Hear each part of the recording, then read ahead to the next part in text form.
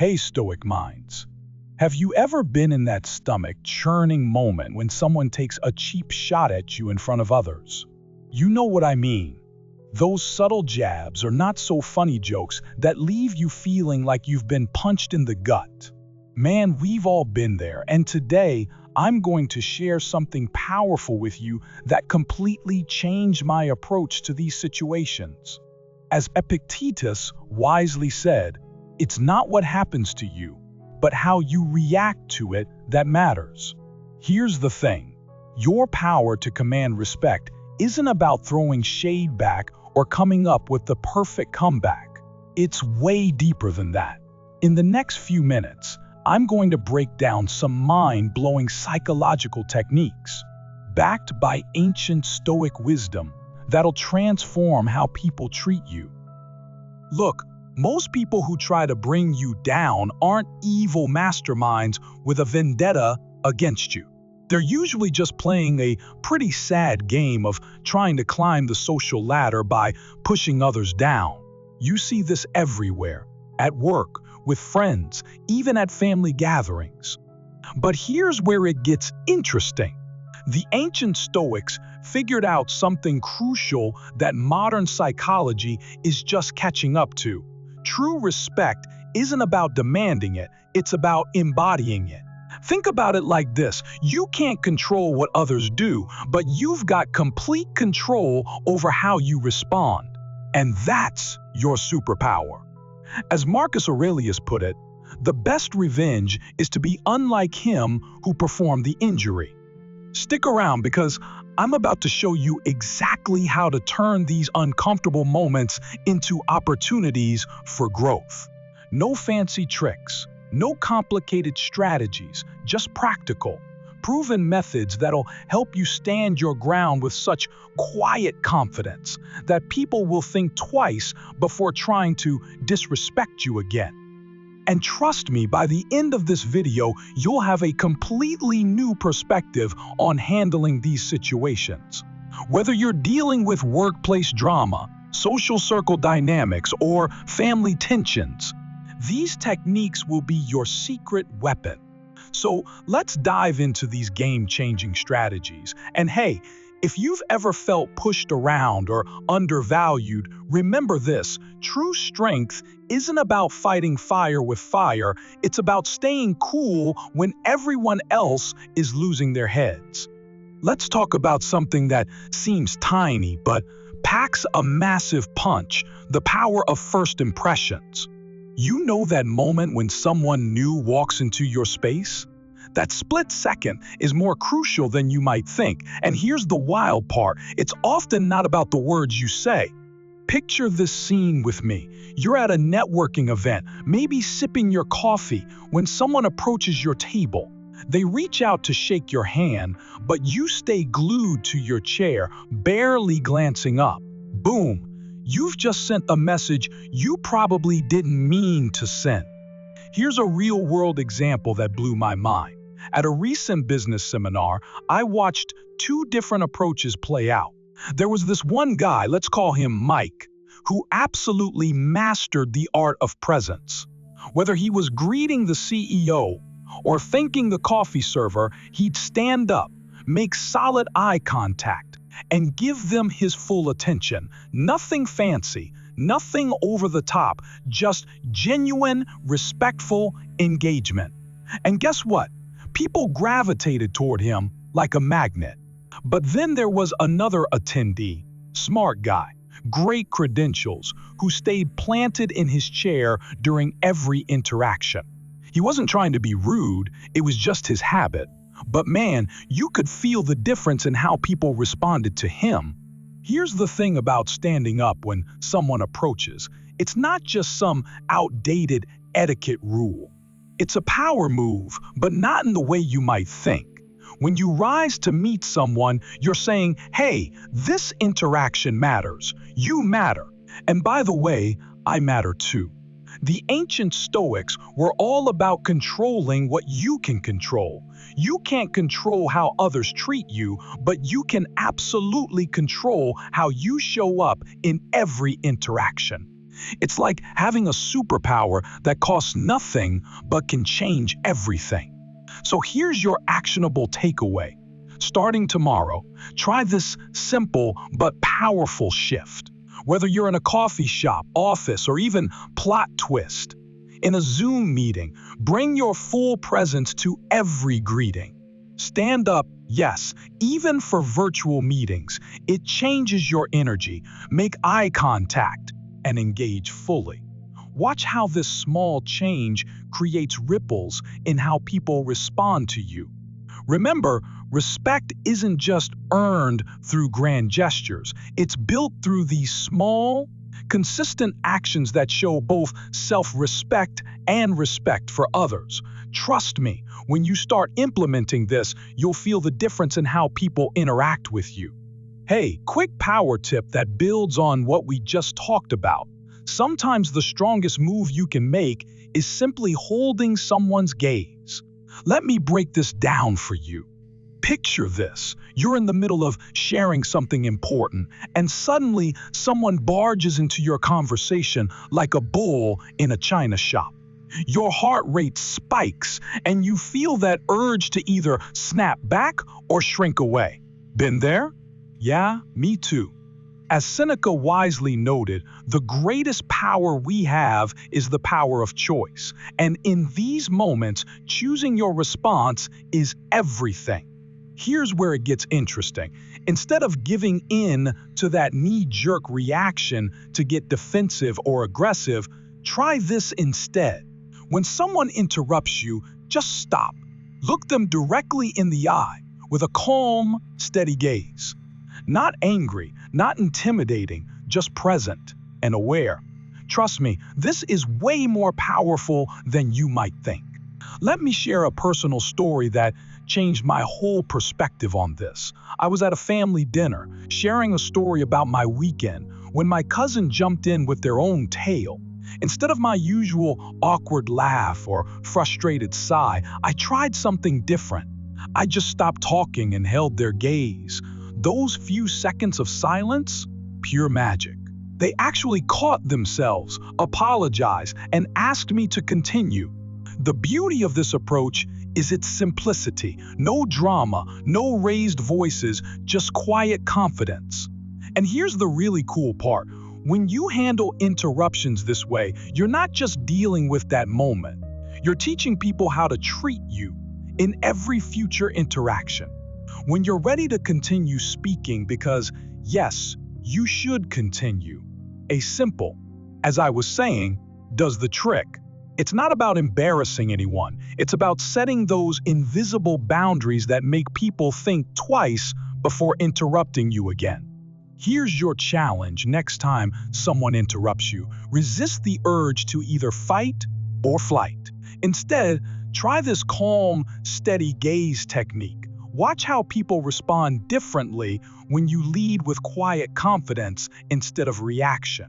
Remember, commanding respect isn't about being the loudest in the room, it's about being the most composed. When you master this, you'll notice people starting to think twice before cutting you off. And better yet, they'll actually lean in to hear what you have to say. All right, let's tackle something we've all faced. That moment when someone tries to be funny at your expense. You know what I'm talking about. That joke that feels more like a punch to the gut, especially when it happens in front of others. Let me share a personal experience that completely changed how I handle these situations. I was hanging out with some old friends when one of them decided to dig up an embarrassing story from our high school days. You know that feeling when your face gets hot and your mind starts racing with comebacks? Yeah, that was me. But instead of firing back or awkwardly laughing it off, I tried something different.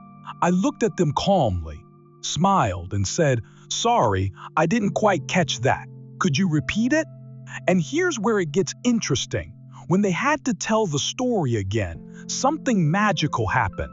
The energy completely shifted. That big laugh they were expecting, gone. Instead, there was this awkward silence as they stumbled through the story a second time. Without throwing a single punch, I'd completely defuse their attempt to embarrass me. Here's why this works so well. When someone has to repeat their joke, three things happen. The shock value disappears. They start feeling self-conscious about their intentions. The group dynamic shifts in your favor. Think of it like a magic trick. Once someone has to explain how it works, it loses all its power. The great Stoic Marcus Aurelius nailed it when he said, "The best revenge is not to be like your enemy." So here's your game plan for the next time someone tries to use humor as a weapon. Don't react immediately. This is crucial. Keep your face neutral, maybe even slightly curious. Ask them with genuine interest to repeat what they said. Watch as their clever joke loses its sting. Remember, you're not trying to embarrass them back. You're simply refusing to be their entertainment. And trust me, nothing commands more respect than someone who can stay cool when others are trying to push their buttons. The real power move here isn't about having the perfect comeback. It's about showing everyone that you're untouchable by petty attempts to shake your confidence. Let me share with you what I call the pattern interrupt technique. It's absolutely genius in its simplicity. And it works like magic when someone's trying to get under your skin. Picture this scene. You're at a family gathering, and your aunt decides to bring up that business venture that didn't work out right in front of everyone. You can feel all eyes on you, waiting to see if you'll crack. This is where most people either get defensive or try to justify themselves. But here's where you're going to do something different. Instead of taking the bait, you smile and say something completely unexpected like, "Hey, speaking of new ventures, has anyone tried that new coffee shop downtown? I heard their pastries are amazing." Boom! Just like that, you've completely changed the game. Here's why this works so beautifully. It catches the provocateur completely off guard. It shows everyone that you're unshakable. It gives others a graceful way to move past the awkward moment. Let me tell you about a time this saved me from a potentially ugly situation. During a work meeting, a colleague tried to throw me under the bus about a delayed project. Instead of defending myself or getting angry, I calmly asked, "By the way, is anyone joining the charity run next weekend?" The mood in the room instantly shifted, and my colleague's attempt to provoke me fell flat. The key is to keep your redirect natural and relevant to the setting. Don't just blurt out random questions. Think of it like smoothly changing lanes in traffic. Your tone should be genuine, your body language relaxed, and your question something that others would naturally want to engage with.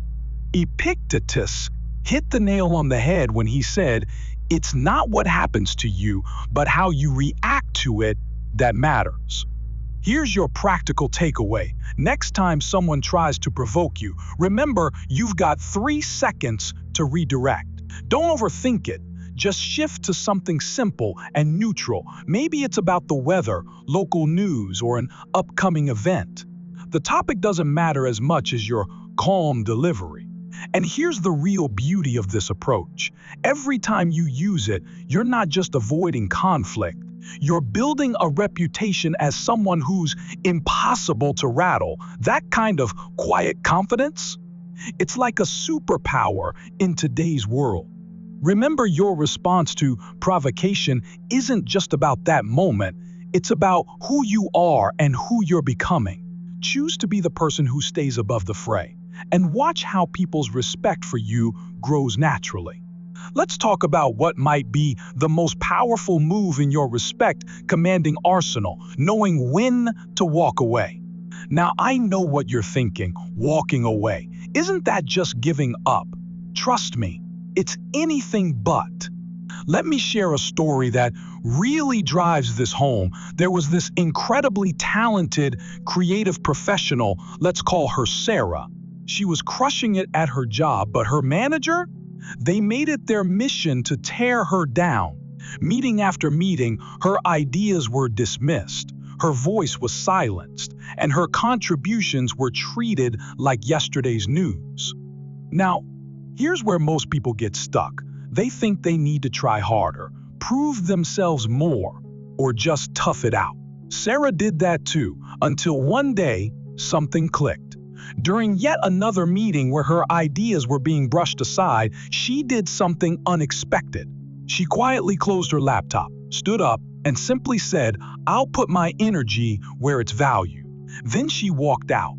As Seneca put it, the great thing is to know when to speak and when to keep quiet. Sometimes walking away speaks volumes. Plot twist: within months, Sarah was leading a team at a company that actually celebrated her talents. But here's the real kicker: her old workplace. They suddenly realized what they'd lost, but by then, she was too busy thriving to look back. Here's the truth bomb. Walking away isn't about storming out in a huff or trying to teach someone a lesson. It's about quietly choosing your own worth over other people's approval. It's saying, "My peace is non-negotiable." So when do you know it's time to walk? Here are the signs. Your efforts to build respect are consistently met with indifference. You're spending more energy defending your worth than using your talents. The environment is actively diminishing your sense of self. Remember this: being an absence that's respected beats being a presence that's diminished every single time. The Stoics understood something profound. You can't control how others treat you, but you have absolute control over where you choose to plant your feet. Sometimes, the most powerful thing you can do is simply not be there. This isn't about running from challenges, it's about choosing your battlegrounds wisely. Because true strength, it's not about enduring disrespect, it's about knowing you deserve better and acting on that knowledge. Here's the thing about walking away: it's not waving a white flag, it's drawing a line in the sand. The ancient Stoics weren't just teaching us to control our emotions, they were showing us how to protect our inner worth. Remember this: you don't have to stay at a table where your value is treated like an optional side dish. Real respect isn't something you beg for, it's something you build by honoring your own worth first. Hey guys, I'd love to hear your stories. What challenges have you faced, and how did you overcome them? Drop a comment below and share your journey. Sometimes, the simplest comment, like "I can do," it can inspire someone else who's facing similar struggles. Don't forget to hit that subscribe button and ring that notification bell. We're building something special here, a community where we turn life's challenges into stepping stones for growth. I've picked out 2 more videos that'll help you continue this journey of personal development. You'll find them on my channel. Each one is packed with more Stoic wisdom and practical strategies to help you level up your life. Thanks for spending this time with me. Remember, every challenge is an opportunity in disguise. See you in the next video.